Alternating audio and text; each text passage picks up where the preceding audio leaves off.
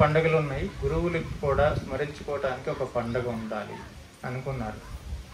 దానికి ఎవరు ఎలాగ నిర్ణయించాలని చర్చించినప్పుడు వారు వ్యాసుల వారిని గుర్తు చేసుకున్నారు. ఎందుకంటే వ్యాసుడి వారు స్వామి చెప్పినట్టు, నరోత్తమ స్వామి చెప్పినట్టు వ్యాసోత్తిష్టం సర్వం జగత్ అన్నట్టు ఆయన చెప్పిన శాస్త్రాలే ఇప్పుడు మనం స్మరించుకుంటున్నది.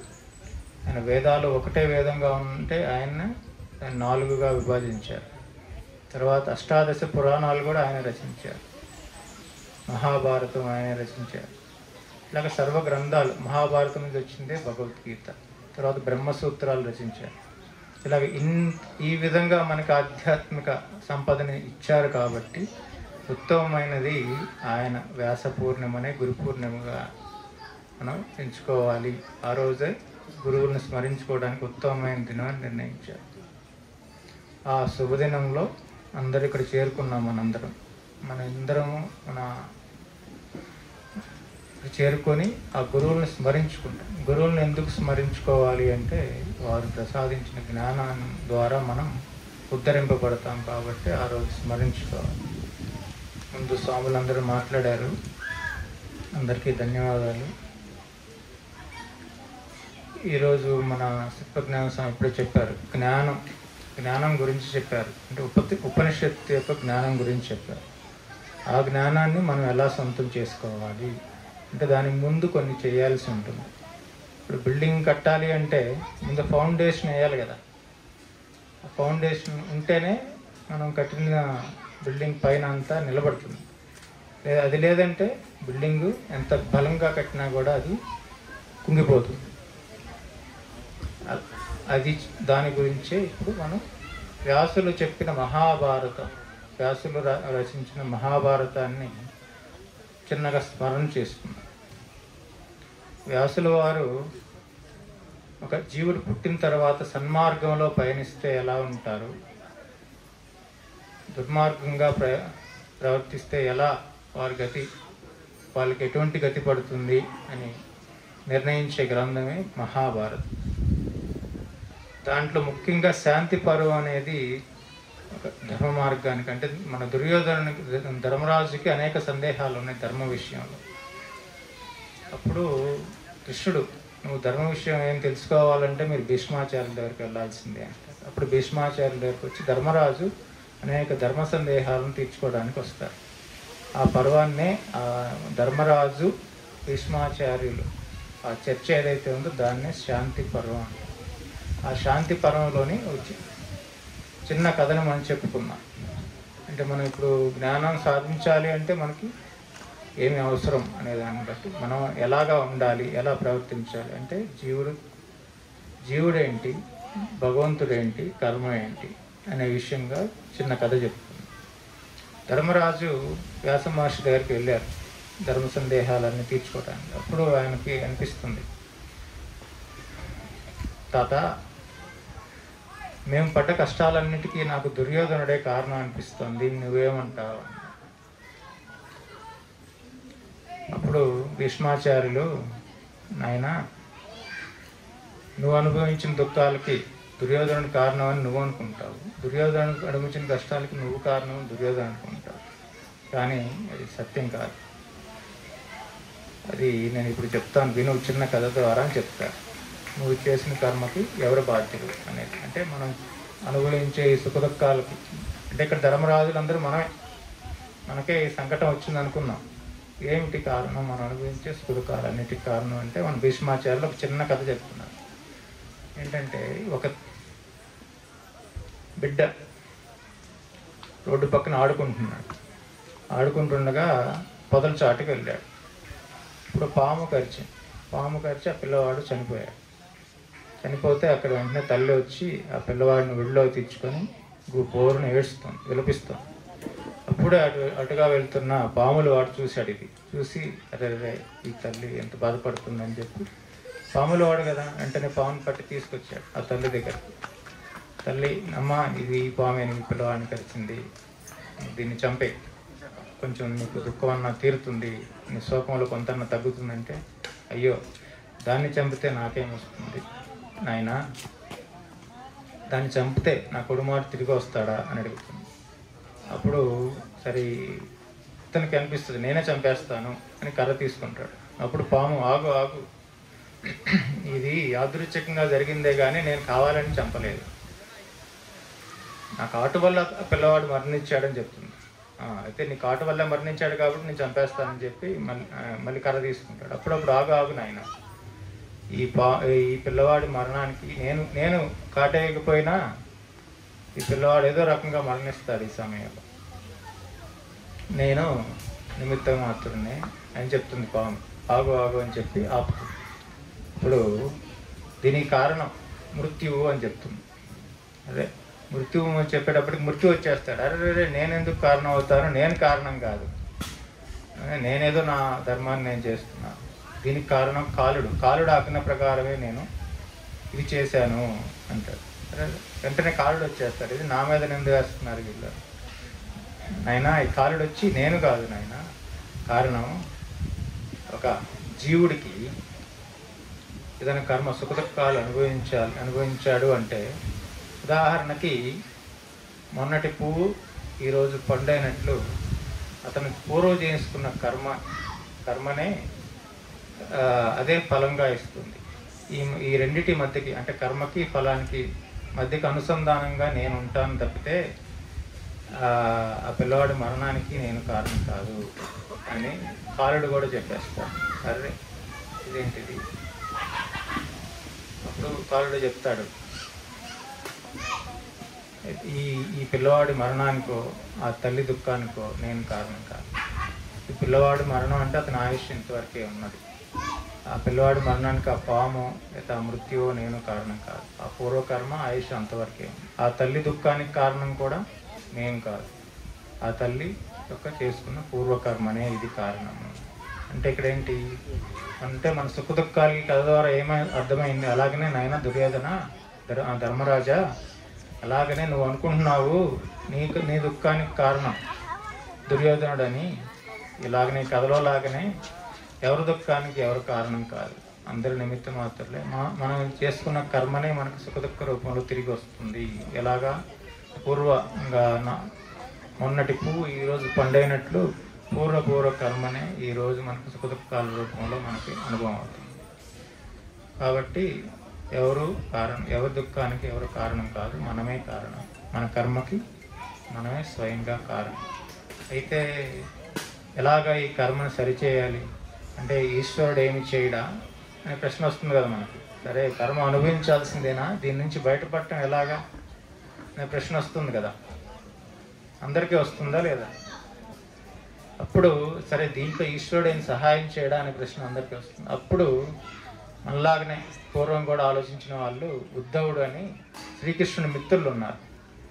ఆయన శ్రీకృష్ణుడికి రథసారథి, ఆయనే మిత్రులు కూడా ఆయనే మంచి మిత్రులు. ఆయనకి ఒక ప్రశ్న వస్తుంది. ఆయన కృష్ణ నాకు ఒక ప్రశ్న ఉంది, మాలాంటి సామాన్యులు ఈ సుఖదుఖాలు అనుభవిస్తూ ఉంటాం కదా, మమ్మల్ని ఈ కర్మ నుంచి నిన్ను స్మరించుకుంటే నువ్వు బయటపడేవా, మమ్మల్ని రక్షించవా ఈ కర్మ నుంచి అని అడుగుతాడు.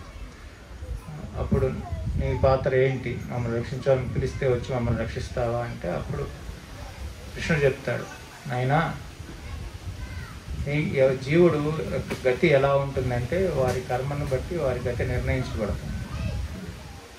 భగవంతుని పాత్ర ఏంటి అంటే ఇక్కడ సాక్షిలాగా అన్నిటినీ గమనిస్తూ ఉంటాము. అదే ఇదేంటిది మీరు గమనిస్తూ ఉంటామా అంటే మేము తప్పు మార్గంలోకి వెళ్ళి పాపాలు ముట్టగట్టుతూ ఉంటే నువ్వు చూస్తూ ఊరుకుంటావా అని అడుగుతాడు ఉద్ధవుడు. అప్పుడు కృష్ణుడు చెప్తాడు, నువ్వు అడిగిన ప్రశ్నలోనే జవాబు ఉంది చూడు, గమనించి చూడు. నువ్వే అన్నావు కదా మేము చేసే దుష్కర్మలు అంటే మన చెడు మార్గంలో పాపకర్మలు చేస్తూ ఉండి పాపం మూట కట్టుకుంటుంటే నువ్వు చూస్తూ ఊరుకుంటావా అని నువ్వే అన్నావు కదా, దాంట్లోనే జవాబు ఉంది. అంటే చూస్తూ ఉన్నావు కదా అంటే ఎవరికైతే భగవంతుడు మనం చేసేవన్నీ చూస్తున్నాడు, అన్ని గమనిస్తున్నాడని ఎరుక ఉంటుందో వాడు పాపం ఎలా చేస్తాడు నాయన అని అడుగుతాడు శ్రీకృష్ణుడు. అంటే ఎవరికైతే ఈ మరుపు, భగవంతుడు ఏమి చూడట్లేదు, నేనే అన్నీ చేస్తున్నాను, భగవంతుడి పాత్ర ఏమి లేదు, భగవంతుడికి ఏమి తెలియదు నేను చేసే కర్మలు అని అనుకుంటే అది మన అజ్ఞానం అవుతుంది. అదే కృష్ణుడు చెప్తారు, మీ అజ్ఞానం కారణంగానే మీరందరూ ఈ పాపకర్మల్లో పడి సుఖదుఖాలు అనుభవిస్తూ ఉన్నారు. కాబట్టి మీరే మిమ్మల్ని సరైన మార్గంలో పెట్టే ధర్మ మార్గాన్ని నేను చూపిస్తాను, అందులో మీరు పయనించాలి. ఇలాగే దీనికి ఒక భగవంతుడు అన్నీ చూస్తున్నాడు అనేదానికి ఒక చిన్న ఉదాహరణగా ఒక గురువు గారు ఇలాగనే భగవంతుడు సర్వాంతర్యామి సర్వభూతాస్తి స్థితుడు అని ప్రతిరోజు అంతా ఆయన సాక్షి సర్వసాక్షి సుఖీభవ అని చెప్పి సర్వసాక్షిగా ఆయన గమనిస్తూనే ఉంటాడు. మనం చేసేవన్నీ బాగా ఉపదేశం అంతా ఇస్తారు. సరే ఉపదేశం అంతా అయిపోయింది, భగవంతుడు అంతటా ఉన్నాడు, అన్నీ చూస్తున్నాడు అని చెప్పినప్పుడు సరే వీళ్ళు ఎంతవరకు అర్థం చేసుకున్నారు అని గురువుగారు పరీక్షించాలనుకుంటారు శిష్యులందరినీ పిలిచి తలా ఒక అరటిపండు ఇస్తారు. అరటిపండు ఇచ్చి మిమ్మల్ని ఎవరో చూడకుండా మీరు తినేసి రండి అంటారు. ఓ అంతే కదా అనుకుని అందరు తీసుకుంటారు, వెళ్ళిపోతారు.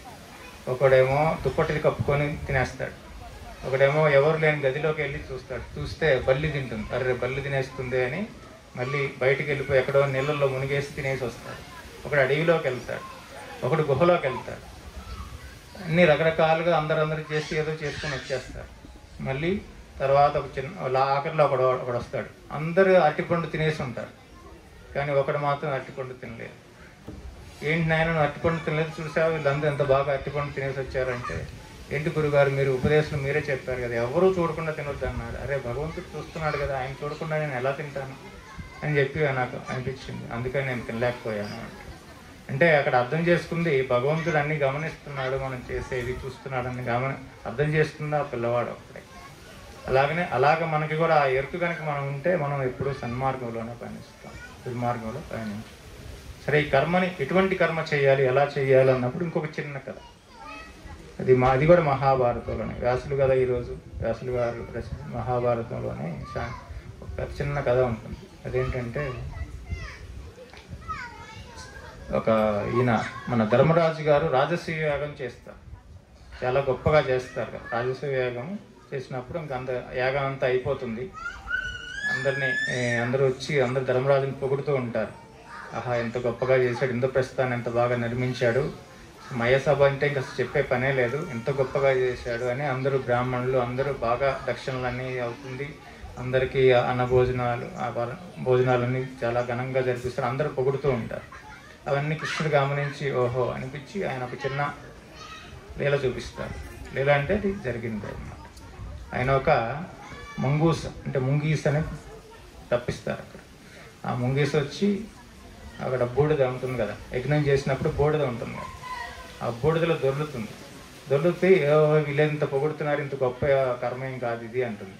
అదేంటి ఇంత గొప్ప కర్మ కాదంటావు అని చెప్పి అడుగుతారు అందరూ వచ్చి, నువ్వేం ఇంత గొప్పగా చేశారంటే చూడు నేను దొర్లాను, నేనేమీ మారిపోలేదు, నేను ఆల్రెడీ నాకు సగం బంగారం అయిపోయాను కింద పక్క, అదేదో మళ్ళీ మొత్తం ఇంత గొప్ప యజ్ఞం అన్నారు కదా, నేను వచ్చాను దొర్లితే నేనేం బంగారంగా అవి మారలేదు అంటే. అది బంగారంగా మారటం ఏంటి ఒక ముంగీస అంటే కథ చెప్తుంది. అప్పుడు ముంగీస చెప్తుంది, నేను పూర్వం ఒక గ్రామంలో జీవించేదాన్ని, అక్కడ ఒక సద్బ్రాహ్మణుడు ఉన్నాడు, చాలా ధర్మాత్ముడు. ఆయన సద్బ్రాహ్మణులు అంటే ఈ రోజు భిక్ష ఎంత వస్తుందో అంత వాళ్ళు స్వీకరించి మిగిలింది దానం చేస్తారు, అంత ధర్మాత్ముడుగా జీవించేవారు ఆయన. అప్పుడు ఆ గ్రామంలో ఆ రాజ్యంలో కరువు వచ్చింది, ఒక సంవత్సరం కరువు వచ్చినప్పుడు భిక్ష దొరకలేదు ఆయనకి. 7 రోజుల వరకు ఆయనకి భిక్ష దొరకలేదు. 7వ రోజు 8వ రోజు ఆయనకి భిక్ష దొరికింది. ఆ భిక్ష తీసుకొని ఇంటికి వచ్చాడు. పిండి దొరికింది అన్నమాట. సరే అందరూ సరే ఈరోజు భోజనం దొరికింది కదా, అందరం తిందామని చెప్పి అనుకుంటారు కుటుంబంలో, భార్య భర్త కొడుకు కోడలు.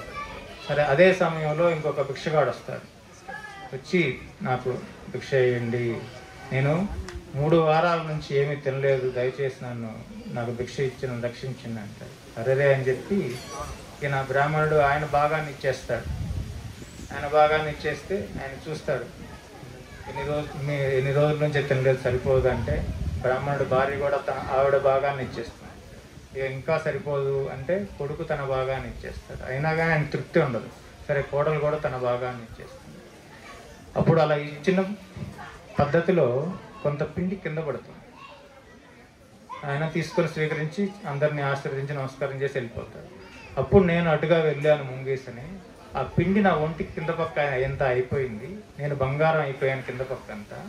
సరే మిగిలింది కూడా బంగారం అవుతుంది అని ఎన్నో రాజ్యాలు తిరిగాను, ఎన్నో యజ్ఞాల్లో ఇట్లా దొర్లాను, ఏమీ అవ్వలేదు నాకు బంగారం. అట్లానే మీరు ఇక్కడ పెద్ద రాజసూయ యాగం జరుగుతుందంటే ఇక్కడికి వచ్చాను, ఇక్కడ కూడా మీరు అందరూ పొగుడుతున్నారని చెప్పి కృష్ణుడు ఆహ్వానించాడని వచ్చేసాను, కానీ ఇక్కడ ఏమీ లేదు అని చెప్పి అడుగుతుంది. ఏంటి కృష్ణుడు దీని ద్వారా మనకి ఏం చెప్పదలుచుకున్నాడు అంటే, నువ్వు సకామ కర్మ ఎంత గొప్పగా చేసినా నిష్కామ అంటే వాళ్ళకి లభించిన వాళ్ళకి ఆకలిగా ఉన్నారు కదా వారం రోజుల నుంచి, అయినా కూడా ఎదుటివాడి ఆకలే ముఖ్యం అనుకున్నవారు వాళ్ళు.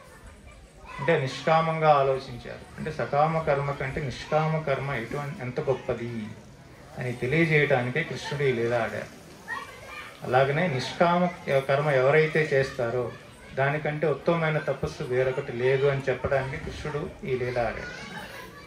అలాగనే స్వాములు అందరూ చెప్పినట్లు మన జ్ఞానాన్ని, గురు సన్నిధిలో ఉన్న గురువుల యొక్క జ్ఞానాన్ని మనం స్వీకరించి దాన్ని ఆకలింపు చేసుకోవాలి అంటే మనకు కావాల్సిన అర్హత ఎలా వస్తుంది అంటే ఆ నిష్కామ సేవ ద్వారానే వస్తుంది.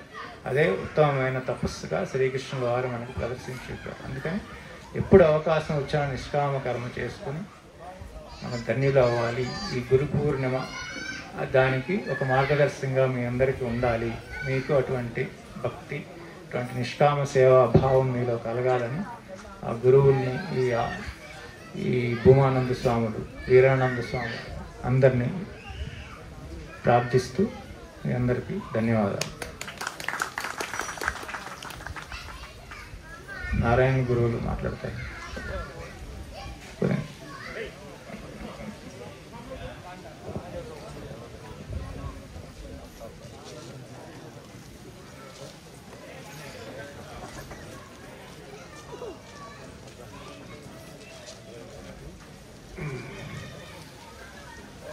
ನಮೋ ಗುರುಭ್ಯಃ. ವೇದಿಕೆಯ ಮೇಲೆ ಆಸೀನರಾಗಿರ್ತಕ್ಕಂತಹ ಮಹಾತ್ಮರೇ, ನನ್ನ ಮುಂದೆ ಸ್ವಲ್ಪ ಜನ ಮಾತ್ರ ಕೂತಿರ್ತಕ್ಕಂತಹ ಸಾಧಕರೇ, ನಿಮಗೆಲ್ಲರಿಗೂ ವಂದನೆಗಳನ್ನು ಅರ್ಪಿಸಿ ನಾನು ಒಂದೆರಡು ಮಾತು ಹೇಳಬೇಕು ಅಂತ ಇಷ್ಟಪಡ್ತಾ ಇದ್ದೀನಿ. ಇದು ಇವತ್ತು ಗುರುಪೂರ್ಣಿಮೆ ಕಾರ್ಯಕ್ರಮ ಮತ್ತು ವೀರಾನಂದ ಸ್ವಾಮಿಗಳ ಒಂದು ಜಯಂತಿ ಅಂತ ಮಾಡ್ತಾ ಇದ್ದೀವಿ. ಅದನ್ನು ಕುರಿತು ಕೆಲವು ಮಾತು ಹೇಳಬೇಕು ಅಂತ ನಾನು ನರೋತ್ತಮ ಸ್ವಾಮೀಜಿ ಹತ್ರ ಆ ವಿಷಯವನ್ನು ನಾನು ಮಾತಾಡ್ತಾ ಇದ್ದೆ ಒಂಚೂರು. ಇದನ್ನು ವ್ಯಾಸ ಪೂರ್ಣಿಮೆ ಅಥವಾ ಗುರುಪೂರ್ಣಿಮೆ ಅಂತ ಯಾಕೆ ಕರೀತಾ ಇದ್ದೀವಿ ಅಂತಂದರೆ, ಸಾಮಾನ್ಯವಾಗಿ ಯಾರಾದರೂ ಮಹಾತ್ಮರು ಅಂತ ನಮಗೆ ಕಂಡು ಬಂದಿದ್ದಾದರೆ ಅವರ ಹೆಸರಲ್ಲಿ ಒಂದು ಆವತ್ತಿನ ದಿನವನ್ನು ಅವರಿಗೆ ಮೀಸಲಿಟ್ಟು ಅವ್ರ ವಿಷಯದಲ್ಲಿ ಅವ್ರೇನಾದರೂ ಅವ್ರ ವಿಷಯವನ್ನು ಮಾತಾಡಲಿಕ್ಕೆ ಪ್ರಯತ್ನ ಮಾಡ್ತೀವಿ. ಇನ್ನು ರಾಧಾಕೃಷ್ಣ ಅಂತ ಎಲ್ಲರೂ ಹೆಸರು ಕೇಳಿರ್ತಾರೆ ನಾವಲ್ವೇ. ಅವರ ಹುಟ್ಟಿದ ದಿನವನ್ನು ಅವರು ಉಪಾಧ್ಯಾಯರ ದಿನ ಅಂತ ಮಾಡಿದರು. ಇದು ಒಂದೊಂದು ರೀತಿಯಲ್ಲಿ ಮಾಡ್ತಾ ಬಂದಿದ್ದಾರೆ. ಆದರೆ ಈ ವ್ಯಾಸ ಪೂರ್ಣಿಮೆ ಅಂತ ಇದಕ್ಕೆ ಯಾಕೆ ಹೆಸರು ಬಂತು ಅಂತಂದರೆ, ಇವರು ಹುಟ್ಟಿದ್ದ ದಿನ ಅಂತ ಶಾಸ್ತ್ರಗಳು ಹೇಳ್ತಾ ಇದೆ ಅವ್ರು ಹುಟ್ಟಿದ್ದ ದಿನ ಅಂತ. ನಾನು ನೈಮಿಷಾರಣ್ಯಕ್ಕೆ ಹೋಗಿದ್ದಾಗ ಅಲ್ಲಿ 4 ವೇದಗಳನ್ನು ವಿಭಜನೆ ಮಾಡಿ 4 ಮಾಡಿದ್ರಲ್ಲ, ಒಂದೇ ವಾಗಿ ಇರ್ತಕ್ಕಂಥದ್ದನ್ನು ಅದನ್ನು 4 ವೇದಗಳಾಗಿ ವಿಂಗಡಿಸಿದ್ದಾರೆ. ಈಗಲೂ ಕೂಡ ಅಲ್ಲಿ ವ್ಯಾಸಗತ್ತಿ ಅಂತ ಇದೆ, ಅಲ್ಲಿ ಅದನ್ನು ವಿಭಾಗ ಮಾಡಿದ್ರು ಅಂತಕ್ಕಂಥದ್ದಿನೇ ಅದನ್ನು ಇವತ್ತೇ ಮಾಡಿದ್ದಾರೆ ಅಂತ ಮಹಾತ್ಮರ ದಿನವನ್ನು ನೆನೆಸ್ಕೊಳ್ಳಿಕ್ಕೆ ಇವತ್ತು ಮಾಡ್ತೀವಿ. ಬಹುಶಃ ಈ ದಿನವನ್ನು ನೆನೆಸ್ಕೊಂಡ್ಬಿಟ್ರೆ ಸಾಕು ಅಂತ ನಮ್ಮೆಲ್ಲರ ತೀರ್ಮಾನ. ಮಹಾತ್ಮರು ಅವರೆಲ್ಲ ಜ್ಞಾನ ಪಡೆದಿರ್ತಕ್ಕಂಥವ್ರು, ಅವರೇನೋ ಹೇಳ್ತಿರ್ತಾರೆ, ಅವ್ರಿಗೆ ಹೇಳಿದ್ದನ್ನು ಅವರು ಅನುಭವಿಸ್ತಾ ಇರ್ತಾರೆ. ಆದರೆ ಇದನ್ನ ಪ್ರಾರಂಭದಲ್ಲಿ ದೆಸೆಯಲ್ಲಿರ್ತಕ್ಕಂಥವ್ರಿಗೆ ಹೇಳ್ತಾ ಇದ್ದೀನಿ ಅಂತ ಹೇಳ್ತಾರೆ, ಅವೆಲ್ಲ ಸರಿ ಇದೆ.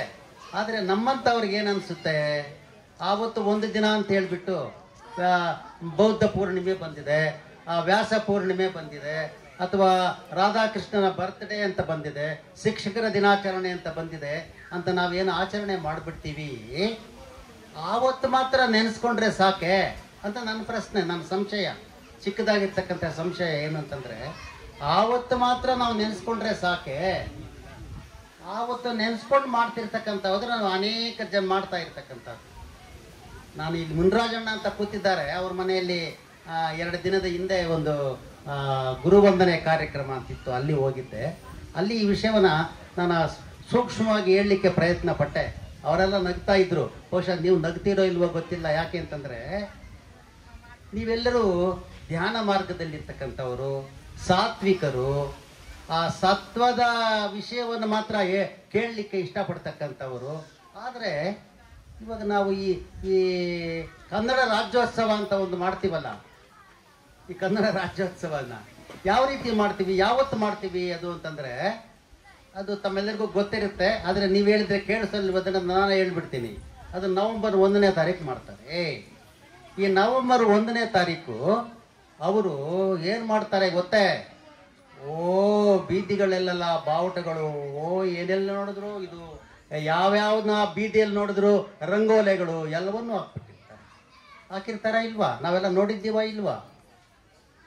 ಆವತ್ತು ಮಾತ್ರ ಕೂಗ್ತಿರ್ತಾರೆ ಬೀದಿ ಬೀದಿಯಲ್ಲಿ, ಅಲ್ಲಿ ನೋಡು ಕನ್ನಡ, ಇಲ್ಲಿ ನೋಡು ಕನ್ನಡ, ಎಲ್ಲೆಲ್ಲಿ ನೋಡು ಕನ್ನಡ, ನನ್ನ ಜೋಬಲ್ಲೂ ಕನ್ನಡ ಅಂತ ಹೇಳ್ತಾ ಇರ್ತಾರೆ. ಆದರೆ ಮಾರನೇ ದಿನ ನೋಡೋಷ್ಟೊತ್ತಿಗೆ ಕನ್ನಡದ ಮಾತು ಯಾರು ಹೇಳೋರೇ ಇರೋದಿಲ್ಲ. ಆ ಶಿವಾಜಿನಗರ ಕಡೆ ಹೋದರೆ ಅಲ್ಲಿ ನೋಡು ಎಕ್ಕಡ, ಎಕ್ಕಡ ಅಂದರೆ ಚಪ್ಪಲಿ, ಎಕ್ಕಡ ಅಂತಾರೆ. ಆ ಕಡೆ ಹೋದರೆ ತಮಿಳವರು ಜಾಸ್ತಿ, ಎನ್ನಡ ಅಂತಾರೆ. ಅಲ್ಲಿ ಎನ್ನಡ, ಇಲ್ಲಿ ಎಕ್ಕಡ, ಇಲ್ಲವೇ ಇಲ್ಲ ಕನ್ನಡ. ಆ ರೀತಿಯಲ್ಲಿ ನಾವು ಏನಾದರೂ ಇಂಥ ದಿನಗಳನ್ನು ಈ ರೀತಿಯನ್ನ ಆವತ್ತು